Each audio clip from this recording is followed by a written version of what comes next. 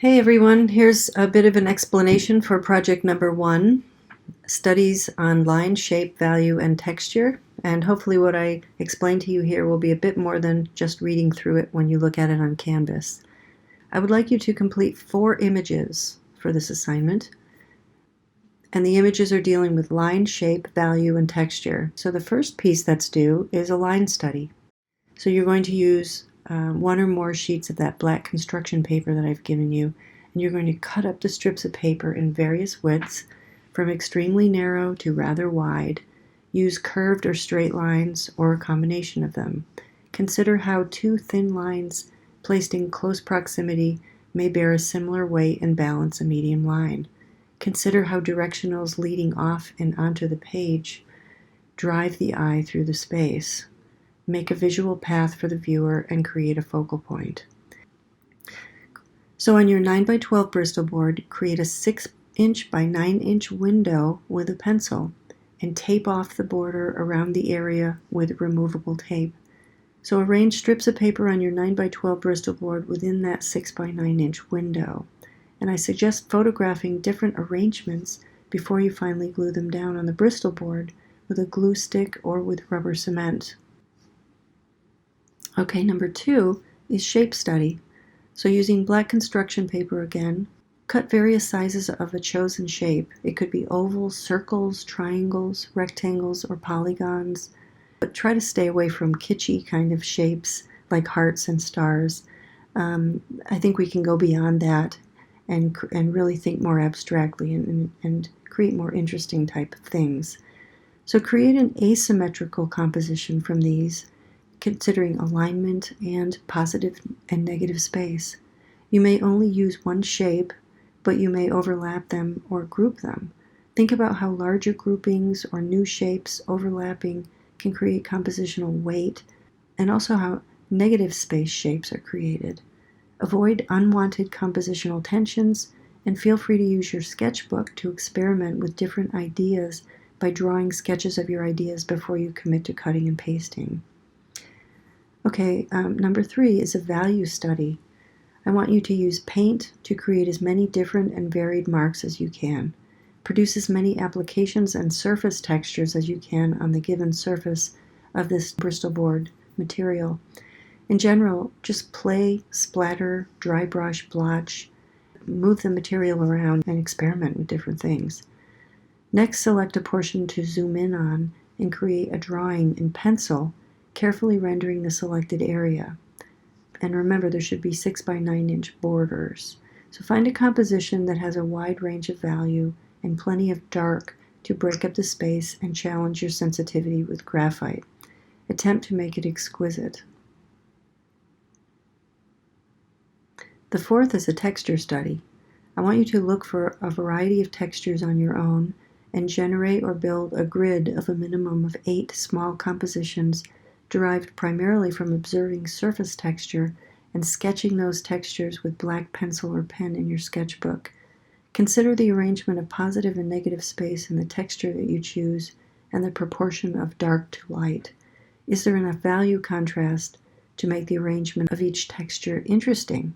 And, I'm really not necessarily looking for photorealistic textures. I want you to look at patterns of things and dark and light and just begin to render them by just plotting those patterns that you see and start looking at those interesting kinds of things that repeat themselves. So the objectives of this assignment are composition. The purpose of these compositional studies is to begin to understand balance in composition, the difference between selecting and finding a composition as opposed to building a composition, and concepts of positive and negative space. They should force the creator to begin to consider texture, convergence, and proximity as compositional tools to create focal points. Also, cropping. Extending the elements of a composition beyond the edges of the picture frame can release the drawing from the confinements of the page and give the compositional selection more opportunity to deal with spatial relations and a greater variety of proportions. A full circle or form has more presence in a composition than a partial form or a cropped form. Also, movement. Think about movement and directionals. Cropping points are like doors in and out of the composition. It's important to note that this can sometimes be done with space. Creating angles to connect the elements of your composition can sometimes reveal how you have or have not managed to do this. Keep the compositions abstract and non-representational. Again, really, I'm not looking for you to create a composition where you're using representational shapes in any way. Also, tension is something to think about. Initially, avoid too much tension near the edges of your composition. Intersections of lines and shapes will create focal areas, as will value contrast. Often people try to put a lot of things right on the edge of the frame, and that really sometimes creates strange tension that draws your focus away from what might be more interesting in the composition. Think about positive and negative space. View your negative space with as much interest as the positive space. If the negative space is too balanced with the positive space, your composition might not be very dynamic. Try to make both positive and negative equally interesting. So what is due for critique are 4 compositional studies in cut paper and graphite executed in the proper format. I'll also ask you to create or to leave a white border around each image that you make for the required projects for this class.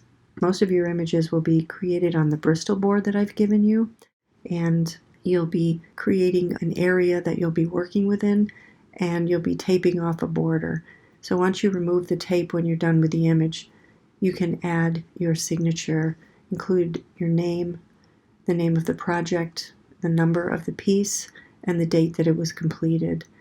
And this should be done for every artwork that you turn in this class. And I do that because I really need to know that this work is authentic and that it's come from you and that it's been produced recently for this project. Here's a few student samples of this assignment. And the first is the first part of the assignment, the line study. Here, if you want to look at a successful example, so in this line study, there's varied widths of line which have established compositional importance and movement and weight. Variation within repetition and deliberate use of tension are employed here.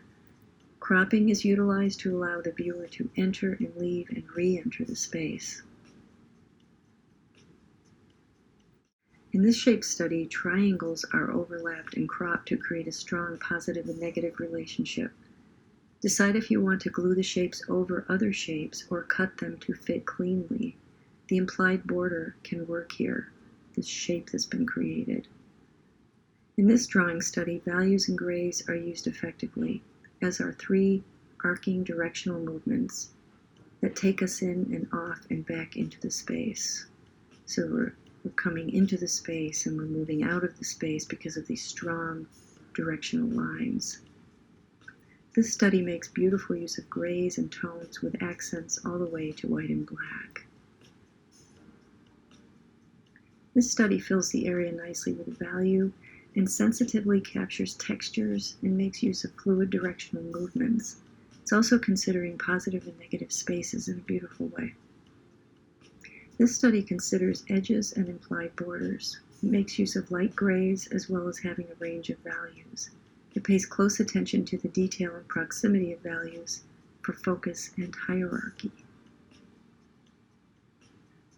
And then again, for the last part of the assignment are the texture samples. So you can see that, everyone has different skills when it comes to looking at and drawing and illustrating textures. These are pretty simple line drawings, representations of textures that someone has seen. These are more realistic and more vivid, but both are very interesting. So there you have it, and I will let you choose how you decide to proceed.